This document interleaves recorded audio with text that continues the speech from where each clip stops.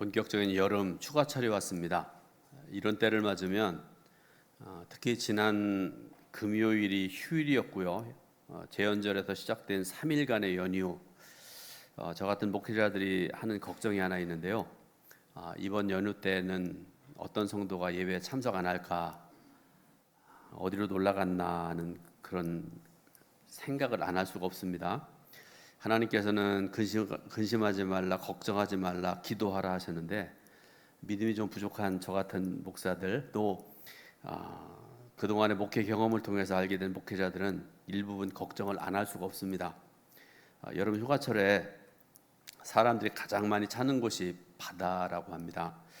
근데 우리가 바다에 가서 수영도 하고 또 쉬기도 하고 지내게 되는데, 그런데 바다에 가보면 수시로 밀려오는 것이 파도입니다. 여러분, 파도 아시죠? 크든 작든 파도는 끊임없이 밀려오는데요. 우리 인간사도 마찬가지입니다. 파도 같은 그런 큰 위기, 또 작은 위기를 겪으면서 살아가는 게 우리 인생입니다. 또 그 위기와 어려움 중에는 쉽게 넘길 수 있는 그런 것이 있는가 하면, 내 힘으로, 내 능력으로 헤쳐나갈 수 있는 것이 있는가 하면 엄청난 곤욕을 치를 수밖에 없고요. 심지어는 내 모든 것을, 생명까지도 잃어버릴 수 있는 그런 파도를 겪기도 합니다.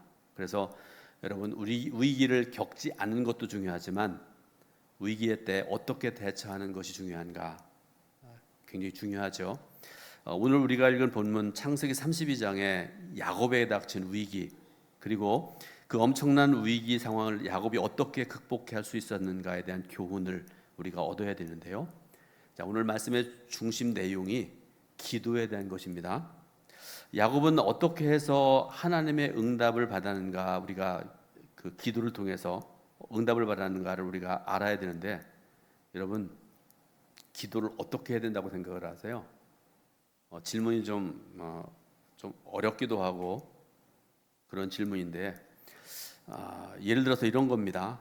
지난 목요일에도 제가 밤에 이렇게 걸으면서 몇 가지 유튜브를 들었었는데, 오늘 본문 말씀과 조금은 관련이 있는 것 같아가지고 제가 여러분들에게 소개를 합니다. 1980년대에 불교인들뿐만 아니라 저 같은 당시에 제가 생각하기에도 저도 조금 열혈 대학생 중에 하나라고 생각을 하는데요. 깊은 인상을 주었던 목사님 얘기가 아니라 스님 얘기입니다. 그때 성철 스님, 유명한 분이 계셨죠. 이분은 무려 8년 동안 면벽 수원을 했답니다. 다른 거 쳐다보지 않고 벽만 쳐다보고, 또 무언 수행을 했고, 눕지 않아서 수행했던 장자불화의 유명한 수행을 했던 분이 유명합니다. 당시에 한국 불교가 굉장히 오염되어 있었는데 이분이 오염된 한국 불교를 새롭게 한 분으로 유명하고 그렇습니다. 그런데 제가 왜 이분의 이 이야기를 여러분들에게 하려고 그러는가 하면, 이분이 8년 동안 산문 밖으로, 그러니까 여러분 절에 들어가려고 문이 있잖아요. 그 산문이라고 그러는데요. 그 밖으로 한 걸음도 나가지 않았대요. 8년 동안. 그래서 면벽 수행, 무건 수행, 장주와 불화의 수행을 했다고 하는데, 그러면 저 같은 목회자들이 그런 일을 할 수 있겠는가? 교회 밖으로 한 걸음도 안 나가고 할 수 있겠는가? 어림도 없다고 생각을 합니다.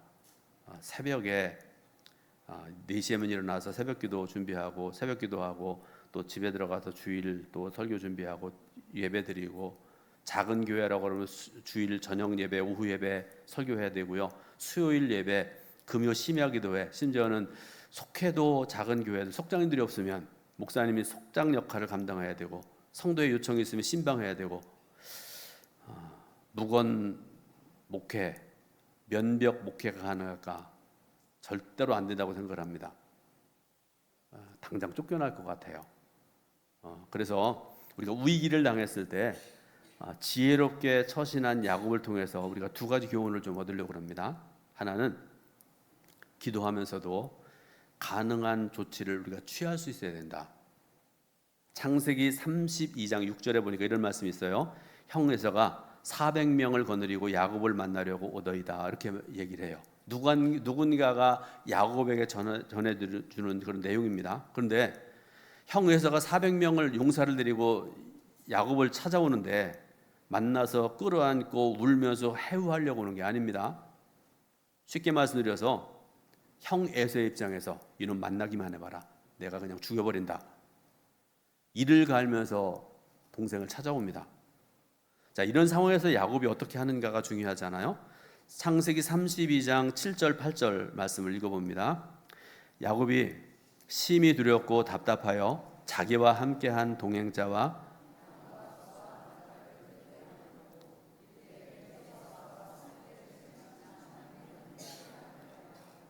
아멘. 말라면 빨리빨리 올려주시기 바랍니다. 그러고 난 다음에 13절부터 15절 말씀도 같이 읽어봅니다.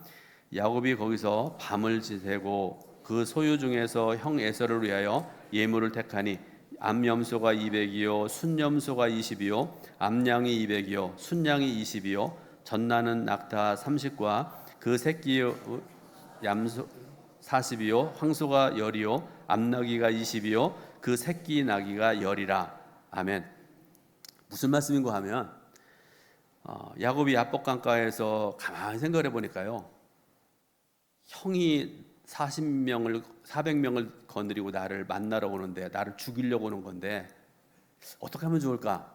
처음 했던 행동이 뭔가 하면 자기가 가지고 있는 모든 것들을 둘로 딱 나누어요. 먼저 앞서서 먼저 보내고 난 다음에 나머지 두 번째는 뒤에 남겨놓죠. 무슨 말씀인가 하면 혹시라도 먼저 보내는 예물로 말미암아서 형이 자기를 받아들일지도 모른다, 나를 용서할지 모른다는 그런 생각에서 하는 행동입니다. 여러분, 우리는 위기를 당하게 되면 쉽게 포기를 합니다. 혹은 될 수 있는 대로 되면 된다, 그냥 죽어도 죽고 살면 산다, 그런 식으로 되는 경우들이 굉장히 많습니다. 그러나 어떤 상황에 처하든지 간에 할 수 있는 모든 조치를 취해야 됩니다. 그것이 기적을 일으키는 동인이기 때문에 그렇습니다. 또 하나의 예를 한번 말씀드리면요, 마태복음 14장 13절부터 21절 말씀 보니까요, 예수님과 제자들과 백성들이 빈들에서 먹을 것이 없어요. 아무것도 먹을 것이 없을 때 제자들은 무엇을 먹을 만한 것이 있을까 해서 찾는데, 여기저기 찾아보는데 마침 한 소년이 가져왔던 도시락, 오병이어의 도시락입니다. 아주 자그만 도시락입니다. 그걸 갖다 예수님께 드립니다. 그런데 예수님께서 그 오병이어의 도시락으로 5,000명을 먹이셨고요, 그리고 말씀 보니까요, 다 배불리 먹고도 남은 것이 12광질에 넘치게 하는 예수님의 기적을 체험을 합니다. 여러분, 할 수 없다고 생각하면 아무것도 할 수 없어요. 나 이제 끝났다, 우리 가정도 우리 직장도 우리 교회도 끝났다, 아무것도 아니다 생각하면 아무것도 할 수 없습니다. 그러나 남은 가능성을 찾아보면 반드시 찾을 것이 있습니다. 그러므로 오늘 우리들도 내가 할 수 있는 일에 최선을 다할 때 하나님께서도 그 전능하신 손길을, 능력의 손길을 펴주실 줄로 믿으시기를 바랍니다. 또 하나, 기도하되 결사적으로 기도해야 됩니다. 야곱의 생애에 대해서 조금 더 깊이 말씀을 드립니다. 야곱은 형인 에서와의 갈등으로 집을 떠납니다. 그리고 어디로 가는가 하면 어머니 리브가의 고향인 밧단 아람이라는 곳으로 향해 먼 길을 떠나게 됩니다. 길을 가다가 어느 날 꿈을 꾸게 되는데요, 하나님이 그에게 나타나셔서 내가 너와 동행할 거다, 내가 어디로 가든지 내가 너와 동행할 것이다 약속을 하세요. 얼마나 감사한 일입니까? 꿈에서 깨어나는 야곱이 너무나 감사해서 하나님께 뭐라고 서원하는가 하면, 내가 평안히 부친의 집으로 돌아오게 되면 하나님께 11조를 드리며 하나님을 섬기겠노라, 이렇게 서원을 해요. 여러분, 하나님과 나 사이의 영적인 그런 약속 어떻게 나타나는가 하면, 하나님께서 말씀을 우리에게 하세요. 내가 너에게 이런 복을 줄 거다, 내가 너에게 이런 은혜 베풀 거다, 그렇게 말씀하시면 우리가 반응을 해야 되잖아요. 하나님 저에게 이런 은혜 주시면 야곱이 했던 것처럼 제가 하나님께 11조를 드리고 제가 하나님 앞에 이렇게 헌신하며 충성하며 살겠습니다. 말씀이 있으시면 거기에 서원하는 그런 관계, 하나님과 우리의 관계, 영적인 아름다운 관계입니다. 자, 그래서 이후로 야곱은 외삼촌 라반의 집에 도착을 하게 되고요, 그 집에서 봉사하면서 네 명의 아내를 얻게 돼요. 여러분, 네 명의 아내는 율법에 합당한 네 명의 아내입니다. 그리고 아내들 중에 가장 사랑했던 아내가 라헬이라는 아내였는데요. 그 아내로부터 요셉이라는 아들을 낳은 후에 고향으로 돌아가려는 생각을 갖게 돼요. 그런데 외삼촌 라반이 가만히 보니까 야곱이 쓸만한 거예요. 보내고 싶지 않아요. 그래서 이리저리 미루고 안 보냅니다. 그러던 중에 상당한 시간 동안에 지체하게 됐고요. 하나님의 은혜로 많은 재산을 얻을 수가 있었습니다. 그러면 결국은 야곱은 라반의 제지에도 불구하고 그의 집을 떠나서 가나안 땅으로 돌아갈 수가 있었다는 그런 말씀입니다. 그런데 아버지의 집으로 가기 위해서는 다른 건 다 문제가 없는데요. 야곱이 가장 두려워하는 형 에서와 만나야 됐습니다. 그리고 그 만남이 야복 강가에서 이루어지는 것인데요. 그때 야곱이 어떻게 하는 거 굉장히 중요하죠. 창세기 32장 9절부터 12절 말씀 보니까 간단하게 말씀드리면 이렇습니다. 간절히 그리고 하나님의 언약하심에 의지해서 기도하는 야곱의 모습을 볼 수가 있습니다. 그때 야곱이 했던 기도의 내용을 제가 여러분들에게 말씀드릴게요. 제일 첫 번째로 하나님의 이름을 부릅니다. 여러분 기도하실 때 하나님 부르잖아요. 여러 가지 수식어가 붙긴 하지만 내 기도를 들으시는 분이 하나님이시라는 걸 알기 때문에 하나님의 이름을 먼저 불러야 됩니다. 두 번째로 그는 다신교의 문화 속에서 자신이 의지하는 하나님이 어떤 분이신지에 대해서 정확하게 고백을 합니다. 우리가 살아가는 이 세상은요, 우리 동천에도 보세요. 이단들 있잖아요. 얼마 전에 지지난주에 등록한 여자 성도님이 그러셨어요. 우리 교회 등록하신 이유가 뭔지 아세요? 가게를 하는데 이단들이 그렇게 들어와서 막 힘들게 한대요. 그래서 교회 등록하고 싶었다 그렇게 얘기를 하더라고요. 이단이 얼마나 많은지 모릅니다. 야곱이 살아가던 그 시대에도 수많은 잘못된 영들이 있고 다신교의 그런 속에서 아브라함이 살아가는데, 그런데 야곱은 고백하기를 그 많은 그 우상들 잘못된 것들 중에 여호와 하나님만이 내가 섬길 하나님이시다라는 그런 고백을 하지요. 세 번째로 그분은 아브라함과 이삭의 하나님, 무엇보다도 자신에게 임하셔서 복을 약속하셨던 하나님이시라는 사실을 고백을 합니다. 이어서 네 번째로 자신에게 은혜를 베푸신 은혜에 감사하고 겸손히 자신의 부족함을 고백하고 있습니다. 마지막으로 모든 재산이 자신의 능력으로 인해 얻어진 것이 아니라 하나님의 감당할 수 없는 은혜로 주어진 것임을 분명히 고백을 합니다. 이 야곱의 기도예요. 여기서 볼 수 있는 야곱의 야복 강가에서의 기도는 매우 구체적인 기도였고요. 자신의 두려움을 솔직하게 표현하고 있는 것을 볼 수가 있습니다. 기도하는 사람은요, 자신의 감정과 생각에 솔직해야 됩니다. 물론 여러분 대표 기도하는 경우에는 여러 가지 다듬어야 되고 그런 것들이 필요해요. 하나님 제가 누구 미워하는데요, 그 깨닫게 해주세요 막 이러면 안 되잖아요.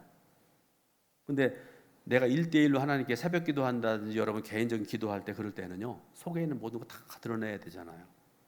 하나님 제가 이렇게 부족해요. 누구의 문제 이런 문제 해결해 주세요. 제가 돈 문제가 어려운데요. 이런 문제가 어려운데요. 솔직하게 모든 것들을 다 드러내야 된다 그런 말씀입니다. 그런데 여러분 두려워하는 것은요 죄가 아닙니다. 믿음이 부족할 때 두려움이 생기는데요, 믿음이 부족한 것은 죄가 아니라는 그런 말씀이기도 합니다. 단지 그에게는 믿음의 성장이 아직도 필요하다는 사실을 가르쳐주는 것이기도 합니다. 이처럼 야곱은 겸손과 감사의 태도로 하나님께서 형 에서의 손으로부터 자신을 구원해 주시기를 기도하는데, 오늘 본문 중에 24절부터 32절에 야복 강가에서 야곱이 하나님께 드리던 기도가 바로 이런 기도입니다. 겸손한 기도, 감사의 기도입니다. 그런데 기도하되 간절히 기도해야 된다고 말씀드렸잖아요. 24절 굉장히 중요합니다. 오늘 말씀 중에 가장 중요한 말씀이 24절 말씀인데 한번 24절을 같이 읽습니다. 야곱은 홀로 남았더니 어떤 사람이 날이 새도록 야곱과 씨름하다가, 아멘. 다시 읽어드립니다. 야곱은 홀로 남았더니 어떤 사람이 날이 새도록 야곱과 씨름하다가. 기도하고 씨름하고 무슨 상관입니까? 그런데 창세기 32장 24절과 25절에 딱 두 번 씨름하다가라는 말이 나와요. 이게 무슨 뜻인가를 우리가 알아야 되지 않습니까? 좀 너무나 어려운 말이기 때문에 여러분 제가 주석책에 나와 있는 말씀을 여러분들 읽어드릴게요. 보여주세요. 씨름하다가라는 말이 히브리 말로 와예 아베크란 말입니다. 와예 아베크. 보시면서 제가 주석을 읽어드릴게요.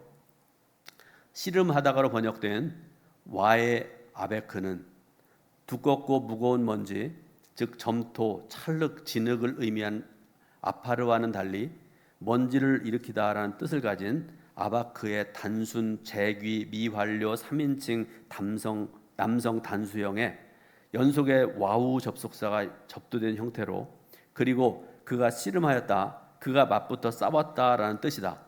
아바크란 땅에서 먼지가 일어날 정도로 격렬한 몸싸움을 의미한다. 이 말의 어원적인 의미는 씨름을 할 때 씨름하는 당사자들이 서로 먼지를 뒤집어 쓴다는 사실에 그 근거가 있다. 그래서 이 말은 필사적인 싸움을 의미한다. 그리스도인은 위기의 때 최종적으로 기도의 승부를 걸어야 됩니다. 기도에 승리하지 못하면, 다른 말로 해서 기도에 응답받지 못하면 결코 위기를 극복할 수 없습니다. 본문의 야곱의 경우를 보세요. 그게 물질도 있어요. 아내도 4명이나 있습니다. 자식들도 11명이나 있습니다. 그런데 그에게 단 한 가지 문제가 뭐예요?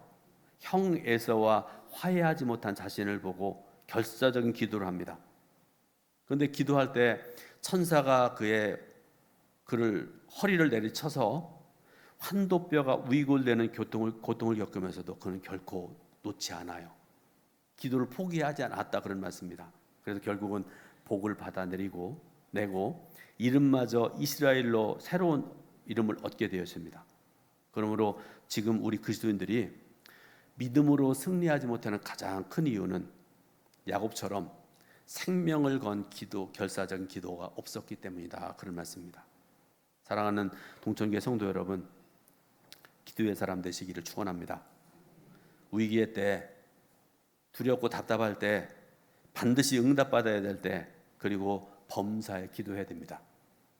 오늘 본문의 에서를 만나야 하는 야곱의 기도를 통해서 우리가 하나님께 어떤 기도를 드려야 되는지 살펴보면서 함께 은혜 받으려고 합니다. 결론적으로 3가지입니다.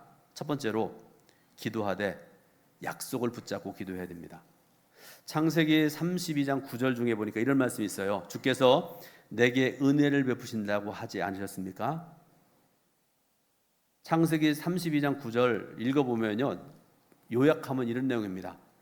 주께서 내게 은혜를 베푸신다고 하지 않으셨습니까? 라고 말씀하셨는데 그 약속을 붙잡고 기도해야 된다, 그런 말씀입니다. 우리가 믿는 하나님은 약속하신 것을 결코 변개하지 아니하신 하나님이십니다. 이사야서 55장 11절 말씀 보니까요, 내 입에서 나가는 말도 이와 같이 헛되이 내게로 되돌아오지 아니하고, 이렇게 말씀을 하세요. 그러므로 여러분, 기도보다 앞서야 될 것 하나가 하나님과의 약속입니다. 약속을 붙들어야 됩니다. 기도의 응답은 전적으로 하나님의 약속에 근거한 것이다, 그런 말씀이죠. 역대하 20장 1절 이하에 보니까요, 이런 말씀이 나와요. 당시에 유다 왕이었던 여호사밧, 믿음의 왕입니다. 소식이 들리기를 암몬 족속과 모압 족속이 유다를 침략해 올 때 그가, 여호사밧이 어떻게 하는가를 보세요. 역대하 20장 12절 보니까 제가 읽어드립니다. 우리를 치러 오는 이 큰 무리를 우리가 대적할 능력이 없고 우리가 어떻게 할 줄로 알지 못하므로 오직 주만 바라보나이다, 이렇게 고백을 해요. 그의 기도에 하나님께서 어떻게 응답하시는가? 15절 보니까요, 너희는 이 큰 무리로 말미암아 두려워하거나 놀라지 말라. 이 전쟁은 너에게 속한 것이 아니요 하나님께 속한 것이니라, 이렇게 말씀을 하세요. 여러분, 하나님의 약속을 붙잡고 기도했고 기도한 대로 응답받은 줄 믿으시길 바랍니다. 두 번째로, 겸손한 마음으로 기도해야 됩니다. 창세기 32장 10절 말씀 중에 야곱은 나는 주께서 주의 종에게 베푸신 모든 은총과 모든 진실하심을 조금도 감당할 수 없사오냐 이렇게 고백을 해요. 겸손한 기도지요. 나는 무자가 그러지만 받을 자격도 없지만 주께서 모든 것을 주셨다는 그런 고백입니다. 성도 여러분, 그리스도인이 가져야 될 가장 큰 덕목, 여러 가지 덕목들이 있지만 그 중에서 가장 큰 덕목 중에 하나가 겸손의 덕목입니다. 목사인 저에게도 성도인 여러분들에게도 가장 큰 덕목은 겸손입니다. 이것은 하나님의 능력, 하나님의 응답을 이끌어드리는 유인선이 됩니다. 반대로 교만한 마음으로 하는 기도는 하나님 응답 안 하세요. 예를 들어 봅니다. 누가복음 18장 9절부터 14절 말씀 보니까요, 두 사람의 기도가 나와요. 유명한 기도죠. 하나는 바리새인의 기도, 또 하나는 세리의 기도입니다.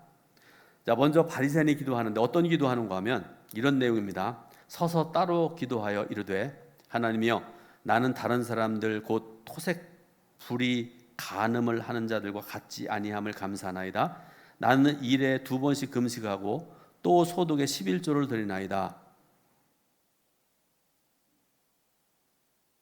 지극히 교만한 기도 아닌 기도입니다. 하나님께서 그런 기도 응답 안 하시죠. 그런데 여기에 비해서 세리의 기도가 있습니다. 누가복음 18장 13절인데요. 이 말씀을 같이 한번 읽어보겠습니다. 세리는 멀리 서서 감히 눈을 들어 하늘을 쳐다보지도 못하고 다만 가슴을 치며 이르되 하나님이여, 불쌍히 여기소서, 나는 죄인이로소이다 하였느니라. 아멘. 사랑하는 여러분, 은혜 받으면 가장 먼저 입술을 통해 나오는 고백이 뭔지 아세요? 나는 죄인입니다 라는 고백입니다. 은혜 받지 못한 자들이 교만해요. 은혜 받지 못한 자들이 높아지려고 합니다. 그러나 은혜 받은 사람들은요, 항상 낮은 자리에 섭니다. 우리가 잘 아는 시편 51편 유명한 고백이죠. 말씀이죠. 시편 51편 앞에 보면, 여러분 시편에 보면 꼭 파란 글씨로 있잖아요. 다윗의 시, 인도자를 따라 부르는 노래, 다윗이 밧세바와 동침한 후 선지자 나단이 그에게 왔을 때라고 파란 글씨로 써 있습니다. 그때 다윗이 하는 고백이 뭐예요? 나는 죄인입니다. 여러분, 하나님께서 들으시는 기도, 응답하시는 기도는 겸손함이 있는 기도입니다. 겸손의 기도는 나를 낮추고 하나님을 높이는 기도, 하나님의 전능하심을 인정하고 나의 무능함을 인정하고 내가 얼마나 큰 죄인인가를 고백하는 그런 기도입니다. 그래서 여러분들에게 묻습니다. 여러분, 기도하실 때 겸손함으로 기도하고 있습니까? 여러분이 지금까지 이룬 모든 것들이 내 능력으로 이루어진 것이 아니라 하나님의 은혜로 이루어진 것입니까? 라고 고백하지 하고 계시냐는 그런 질문이기도 합니다. 사랑하는 여러분, 마태복음 15장에 가나안 여인의 그 주님께 대한 고백 기억나십니까? 개들도 주인의 상에서 떨어지는 부스러기를 먹는다 고백하면서 겸손히 주님께 고백하는, 도우심을 구하는 이 가나안 여인처럼 여러분 겸손함으로 기도하시기 바라고요. 기도한 것마다 다 응답받으시기를 주님의 이름으로 축원합니다. 마지막으로 구체적으로 아뢰면서 기도해야 됩니다. 창세기 32장 11절 말씀을 마지막으로 같이 읽습니다. 내가 주께 간구하오니 내 형의 손에서 에서의 손에서 나를 건져내시옵소서. 내가 그를 두려워함은 그가 와서 나와 내 처자들을 칠까 겁이 나기 때문이다. 아멘. 여러분, 야곱의 기도는요, 구체적이고 자신의 두려움을 솔직하게 표현한 그런 기도입니다. 기도하는 사람은 자신의 감정과 생각에 솔직해야 됩니다. 아까도 말씀드렸잖아요. 그냥 두리뭉실 이렇게 넘어가면 그런 기도가 안 된다, 그런 말씀입니다. 구체적으로 솔직하게 기도해야 됩니다. 다시 말씀드리지만 두려워하는 것은 죄가 아닙니다. 그러면서 야곱은 12절에서 재차 하나님께서 자신에게 약속하신 것을 언급하는 그런 말씀을 볼 수가 있게 되는데요. 그래서 여러분, 결론적으로 말씀드립니다. 이와 같은 야곱의 기도는 신비한 사건을 통해 응답되어지는데 그 신비한 사건이 32장 24절부터 32절에 기록이 되어 있습니다. 무슨 말씀인가 하면 야곱은 떼를 두 떼로 나누고 먼저 내보내기도 하고 별의별 방법들을 다 동원해 보는데 해결이 안 되잖아요. 마지막으로 하는 일이 뭡니까? 하나님께 기도합니다. 야복강가에서 밤이 새도록 기도하는데 어떤 사람과 씨름했다고 성경 그렇게 말씀하고 계시잖아요. 그는 야곱의 기도에 응답하기 위해서 보내신 하나님의 천사였습니다. 천사는 야곱이 하나님과 겨루어 이겼다고 말씀을 하시고요, 사람과도 겨루어 이겼다고 말씀하시면 28절에 선언하는데요, 그러고 난 다음에 그 이름을 바꿔주세요. 너의 이름은 이제부터 야곱이 아니라 이스라엘이라 하라. 여러분, 이스라엘이라는 말의 뜻이 뭔지 아시죠? 하나님과 겨루어 이겼다, 그런 뜻입니다. 사랑하는 여러분, 야곱처럼 하나님께 겸손함으로 기도하시기 바라고요. 기도하는 것마다 야곱처럼 다 응답받고 살아가시기를 주님의 이름으로 축원드립니다. 기도하겠습니다. 하나님